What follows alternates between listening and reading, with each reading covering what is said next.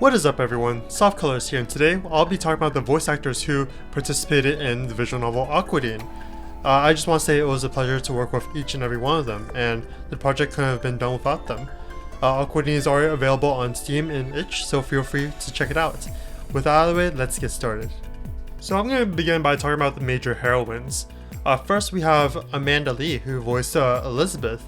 I actually reached out to her in person and we've been in contact for some time to work on this. And it was just an honor to be able to work with such a renowned voice actress as herself. And I had a chance to meet up with her at some anime conventions as well. I thought she would be a good fit for this character Elizabeth because they're both singers, and I just thought her range would be a perfect fit for this character. I actually have a funny story for this. Like back in MomoCon 2018, AmaLee came to visit Atlanta, and she was having an autograph session where she would like have a bunch of people lined up, and like it would be like a meet and greet, and she would sign stuff. So I lined up. I was like near the end of the line or something. I brought an Aquadine poster, right? So when I went in line, like I kind of showed her the poster. I'm like, could you sign here, like next to your character? And she's like, wait a second, are you? I'm like, it's nice to finally meet you. And she's like, oh my god! That was so funny. Like, that was definitely one of the best moments I had when I was promoting my game. Next on the list is Mikutan, who voiced Cameron. I never met her in person, but I came in contact with her roughly around the same time as AmaLee. I first learned about her through actually one of AmaLee's videos. They did a cover song together, I believe. And I just thought like Mikutan's voice range would fit this type of character really well. Kind of like a strong, independent type of female character. So that's who I chose to go with, and I'm just glad to have her on board as well. She was a great voice actress to work with for sure. Unlike AmaLee and Mikutan, I actually came across Meghan Nigrelli through Satellite Studios. This was like back during like really early development when Satellite Studios and I were working together to a cast of voice actors, and she was actually one of them. And I was really happy with how it turned out with Diana. It really fit like a glove in my opinion. She really brought the life into Diana, really brought the energy as well, and I'm happy to have her. Diana is one of my favorite characters in Aquadine, and I don't think I could have asked for a better fit for this role. Last but not least, for the main heroines, we have Jane Red, who voiced Anya in Aquadine. Anya, along with Diana, are both pretty popular characters among the people who've played Aquadine, and I thought Jane was also a really good fit for this character. All four heroines actually, like, they were pretty solid choices in my opinion. I just thought Jane Red's voice range was a really good fit for the apathetic Anya, and it turned out to be correct. I also had this connection with Jane Red through Satellite Studios, and later on I had her sing one of the songs as well, because there is a scene where CIEL hears someone singing like in the water, and it turns out to be Anya later in the story. So it was a pleasure to work with her not only as a voice actress but also as a vocalist. I also had Jane voice one of the side characters known as Violetta. She appears pretty early in the story and actually knows Elizabeth in Sophia, but I had her voice of Violetta because she and Anya share somewhat similar personalities, even though Violetta doesn't really appear as often. And now for Aquadine's protagonist. We had Jonah Scott voice Robin LIYUN / CIEL for this project, and I was really happy to have him on board. After listening to his range, I decided I wanted him to be the protagonist, and he did an excellent job. He's quite the renowned voice actor himself, and he's been a part of other parts of Aquadine's development as well, like some of the sound effects and also writing the song that Robin sings in the story. It was just really cool to have the voice actor who voices Robin also write the song that Robin's mother taught him, so very cool. Jonah also voices Alfred, who is Elizabeth's butler, as well as Banjo the cat. It's kind of ironic because Banjo doesn't really get along with Robin, so it's really funny to have them both voiced by the same guy. Heidi Tabbing is the voice actress for TORRIE, who is Robin's mom. I've never really been in contact with Heidi myself, but she was casted through CIEL Studios as well, and I just thought she was a good fit for this role. Aquadine's theme is heavily revolved around the theme of family, and it's kind of shown throughout all the routes, including the unlockable epilogue. And TORRIE is also the reason why Robin works so hard, because TORRIE's actually kind of bedridden in the hospital, so Robin has to work to kind of help pay for those bills. And once you play through all 4 routes, you get the unlockable epilogue, and that's where you can see everything coming together. Next, we have the very funny grandpa. This guy is just an absolute blast, like in the story. Very hilarious. Ryan Lawhon is the guy who voiced this character, and basically grandpa kind of serves as the guardian whenever TORRIE isn't around. He and Robin kind of interact a lot in the story, and it makes for some very funny moments, but when they do need to get close for some parts of the story, then he can be a guy that can lend an ear to Robin's problems sometimes. Diana's mother, Susan, was voiced by Adrienne Cox. I couldn't find a better picture. This is the closest thing I could find, but like some of the voice actors and actresses, I've not been in touch with them myself, but they were casted through CIEL Studios. Diana's mother can be really strict in the story sometimes, but that's also kind of the point of Diana's story, because the theme of Diana is that she doesn't really know what to do with her life, but her mom keeps telling her like she needs to do this, needs to do that, but Diana is always struggling and wants to find her own purpose in life, and that's like the theme of her story. And I just thought it couldn't be done without like having a character like this to make it happen, but eventually they do come to terms and do get closer together. So it's just another theme about family. Sorry, I had to move the webcam position to get out of Margaret's face. But next we have Aimee Smith. She actually reached out to me herself in January, so like a couple of years ago. But basically, like she's like an Australian voice actress who voices like quite a wide variety of characters herself, and she did a pretty good job with Dr. Woodman and Margaret. Like I needed someone who could voice like some older female characters, and she had the range for that, so I was really happy to have her on board. Dr. Woodman is the one who looks after TORRIE in the hospital, and they used to be friends as well. And Margaret is Cameron's mom.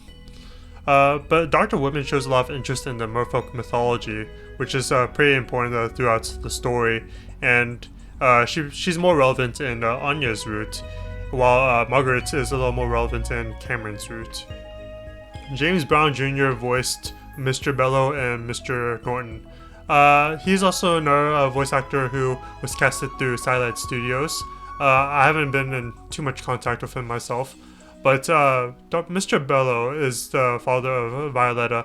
Basically, they're tourists from Sophia, which is the hometown that Elizabeth was from. And Mr. Norton is the teacher in the Aquadine High School. So, yeah, like Mr. Norton is actually like, based off of like one of my favorite teachers, so it was kind of nice to include him in a project like this. I apologize if I butcher this name, but Vinh Huynh is the voice actor for Larry Morris. Basically, I wanted Larry to be kind of like the comic relief of the story, and I think John did a very good job with this role. I told him he just needed to sound like a really pathetic guy getting beat up all the time, and whenever I told him, hey, I need you to scream in pain, he gladly did it, and it turned out fantastic. Like Aimee, I believe John also reached out to me himself through Twitter. And after going through his portfolio, I thought he could do the job. So I gave him a few test lines, and yeah, I turned out to be correct. I think it was a fantastic cast. Okay, so MomoCon 2019 was the first anime convention that I started promoting Aquadine, when it had the full demo and the opening theme already, and I was just sharing the demo with a lot of people there. And I think that was the year when I met Jordan, like at the convention. I believe he came by my booth and he checked out Aquadine, and he seemed very interested in it. So he gave me his business card, and we kept in touch. And after going through like his range, I thought he could be a good fit for Charles, who happens to be Elizabeth's father. Jordan was able to do a fantastic performance, to the point that I even had him voice a few other characters. So this is Cho and Simon Scowl. Cho, he's actually a high school student too, despite like how he looks, but he's also part of like the comic relief you see with Larry a lot, especially in the Cameron's route. Simon, he also appears more in Cameron's route, and also a little bit in one of the other routes as well. Jordan voiced these adult male characters very well, and it was a pleasure to be able to work with him. Okay, so Caitlin Myers voiced Grace, who happens to be the manager for Elizabeth. Elizabeth is a professional singer, so Grace was the one who helped manage that. And the interesting case about Caitlin is that I didn't meet her through Satellite Studios or Twitter. I actually met her through Facebook. And she happened to know the person who sang for the Aquadine opening theme. And that's kind of how we got in touch. She saw the opening theme and she was pretty interested in maybe voicing for one of the characters. And I thought she would be a good fit for Grace.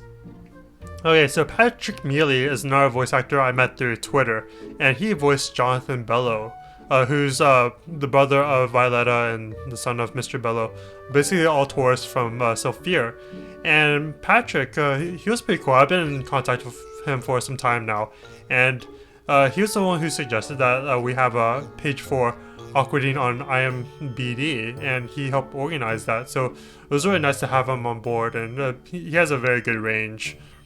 I know sometimes voice actors, they kind of have their own challenge where they would ask people to voice like maybe 6 different characters, and the people would come up with their suggestions.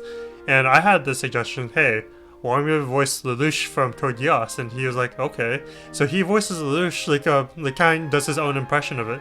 And I thought it turned out really good. I'm like, dang, this is really solid stuff, man. So yeah, it was really cool to see him do that. Okay, so Minh was casted as Mute from Aquadine, and this is actually one of the harder casts to pick because Mute, I wanted this to be a male character who has like a slightly feminine voice, so it could be a little more ambiguous whether Mute was actually a guy or not. And you know, it's kind of rare to find someone who can have that sort of range. It's a very specific range, and with the help of one of the other voice actresses, I managed to come across Minh, and it just happened to be a really good fit because like the range I wanted happened to be more towards like Minh's like normal range, and it was a really good pick. Mute is a very mysterious character who appears a little bit more in Anya's route. This is actually one of the few characters that I designed myself, and I plan to do more with this character hopefully in the future. There are a couple of younger female characters in Aquadine as well, and I needed someone who could fit that range. Samantha Chan is actually one of the few voice actresses that I reached out to myself.